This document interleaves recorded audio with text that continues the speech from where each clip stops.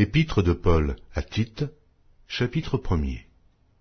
Paul, serviteur de Dieu et apôtre de Jésus-Christ pour la foi des élus de Dieu et la connaissance de la vérité qui est selon la piété, lesquels reposent sur l'espérance de la vie éternelle, promise dès les plus anciens temps par le Dieu qui ne ment point, et qui a manifesté sa parole en son temps, par la prédication qui m'a été confiée d'après l'ordre de Dieu notre Sauveur.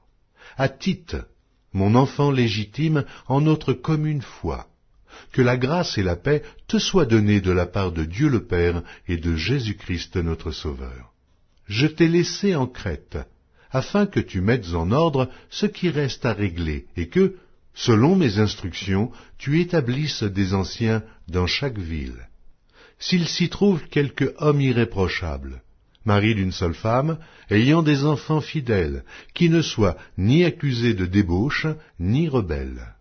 Car il faut que l'évêque soit irréprochable, comme économe de Dieu, qu'il ne soit ni arrogant, ni colère, ni abonné au vin, ni violent, ni porté à un gain déshonnête, mais qu'il soit hospitalier, ami des gens de bien, modéré, juste, saint, tempérant, attaché à la vraie parole, telle qu'elle a été enseignée, afin d'être capable d'exhorter selon la saine doctrine et de réfuter les contradicteurs. Il y a en effet, surtout parmi les circoncis, beaucoup de gens rebelles, de vains discoureurs et de séducteurs, auxquels il faut fermer la bouche. Ils bouleversent des familles entières, enseignant pour un gain honteux ce qu'on ne doit pas enseigner.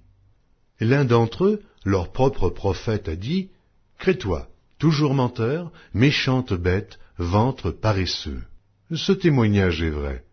C'est pourquoi reprends-les sévèrement, afin qu'ils aient une foi saine, et qu'ils ne s'attachent pas à des fables judaïques et à des commandements d'hommes qui se détournent de la vérité. Tout est pur pour ceux qui sont purs, mais rien n'est pur pour ceux qui sont souillés et incrédules. Leur intelligence et leur conscience sont souillées. Ils font profession de connaître Dieu, mais ils le renient par leurs œuvres, étant abominables, rebelles et incapables d'aucune bonne œuvre.